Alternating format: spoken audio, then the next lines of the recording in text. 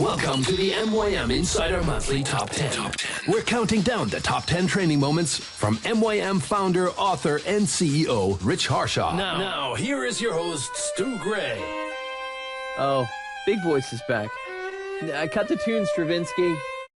Hey, Big Voice guy, welcome back. Where were you last month? Who is your friend standing in for you? I didn't catch your name. Okay, not a talker. We're just going to hear numbers from you, huh? She didn't talk much either. I mean, she was kind of a countdown or two. Care for any, Stravinsky? Mr. Big Voice? No reason to waste. Hello, listeners. Big Voice Guy is back with me, Stu Gray, on the MYM Insider Monthly Top 10, where we, Mr. Big Voice and I, count down the top 10 moments from all the various training calls, from strategic marketing to tactical marketing to the Innovation Hour and more. This month, Rich speaks Chinese and, like Spike Lee, insists that we do the right thing. He helps an insider organize a mess of a brochure on the TMAC call, borrowing a lesson learned while researching the Washington Monument with his son. Are you keeping in contact with your past customers? Hope so. Or Rich's call on directly mailing them will sound more like an admonishment than you'll want it to. Stop cringing. Let's go. Our first clip comes from the Contractor Business Accelerator call. If you've listened to Rich, you probably already know he enjoys the movie The Transporter. I don't know if he loves it as much as he loves Napoleon Dynamite, but it's a far cry better to him than Where the Wild Things Are and Hancock. He uses a scene from the movie, Transporter, not Hancock, to illustrate the gumption a canvasser needs to generate leads. We could all use the Transporter's nerve and confidence. It would have helped last month when Mr. Big Voice surprised me with a last-minute sub. Or later when I started leaving the self-flagellating voicemails on her phone. Let's forget last month and listen to Rich. All right, big guy, do your stuff. Number 10. I want to teach the lesson of the ignition code. There's a movie called The Transporter that came out, I think, in 2002. They went on to have a second part and a third part. The second part was kind of cheeky and dumb, and the third one was just absolutely insane. If you're interested in absolute distortion of reality and so forth, then go watch the movie. It's a little bit entertaining. But here's the movie. You can watch this particular clip of the ignition code on YouTube. You can just go to YouTube and type The Transporter, and you'll find this clip. But the particular clip is the beginning of the movie. And I'll tell you this story, and if you just stick with me as I go through this, here's what happens. You've got this guy, the actor is Jason Statham, and as the movie starts, they show him in a parking garage sitting in a black BMW 7 Series automobile, and his watch beeps. He looks down at it, he pushes a button, and as he pushes the button, he puts on some driving gloves, he turns on the music to his car, and he punches in a code, and he starts driving his car. Now, as the movie begins, you don't really know who he is or what the deal is because it was the first in the series of the movies, and you maybe hadn't seen it, didn't know what was going on. And they show him driving through, I believe it's France, some beautiful countryside as they're showing this opening credits. And at about the 2-minute mark of this clip, they get through some of the credits, and they show him drive up in front of this building. And the building they show from the top has a clock on it, and it strikes, I believe, 10 o'clock. And then as soon as it hits 10 o'clock, you hear alarm bells go off, and then it pans down, the shot does, and it shows 4 masked men running out of this building, which is obviously now a bank. They're wearing ski masks, black, and they're carrying big bags of what would appear to be some sort of money. And as they run out of the building, they come over and they jump in this guy's car, and you start to realize, okay, this guy's the getaway car.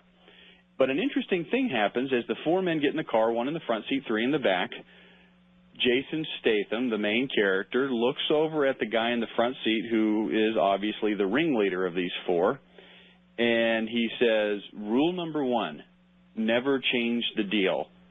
3 men, 254 kilograms.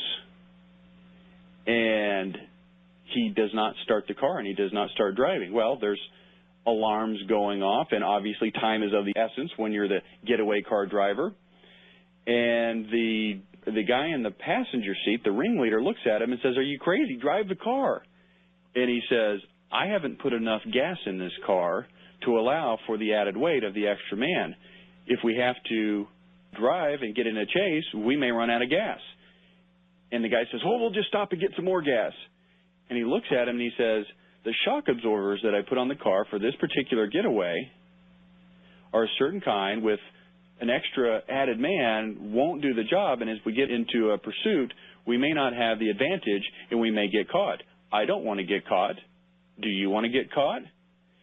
So the passenger puts his gun to the head of the driver, and he says, well, just drive or you're going to catch a bullet to your head.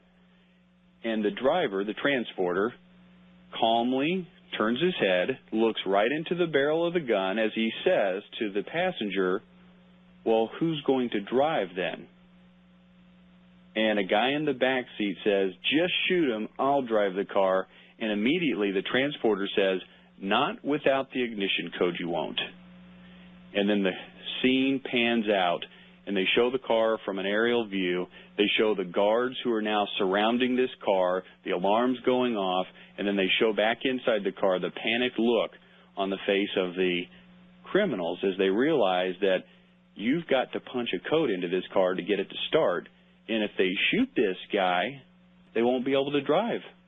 So in a moment of what we'll call quick decision by leadership, the guy in the passenger seat turns around to the back seat, shoots his own guy.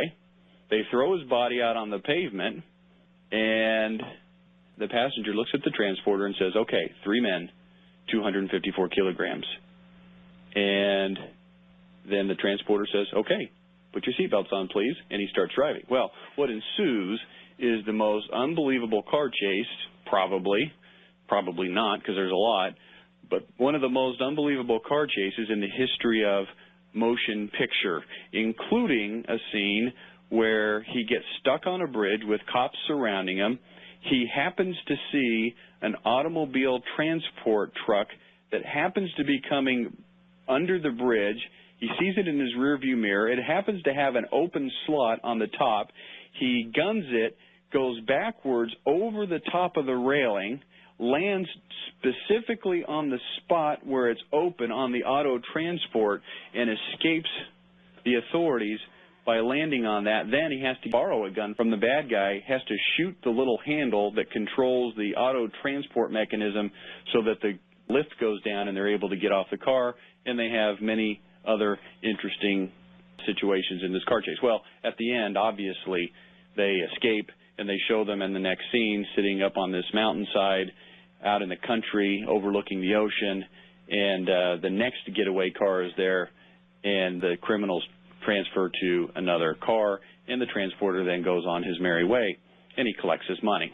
Okay, well, let's examine this story, the lesson of the ignition code. A couple of things here when it comes to sales that are critically important. First thing you've got to understand is that if you've got confidence that comes from knowing that what you're selling is the best and knowing that what you're selling is actually going to make a difference and actually be what the customer needs, then that confidence is going to give you the ability to have what I call the ignition code, an absolute confidence that you have what they need, and if they don't buy it from you, then they will suffer.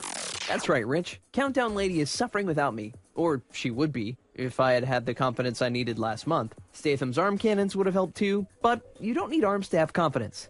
You need arms to reach things. Wait, no, I mean you need confidence that you are the best. That's your arsenal. What's the ammunition?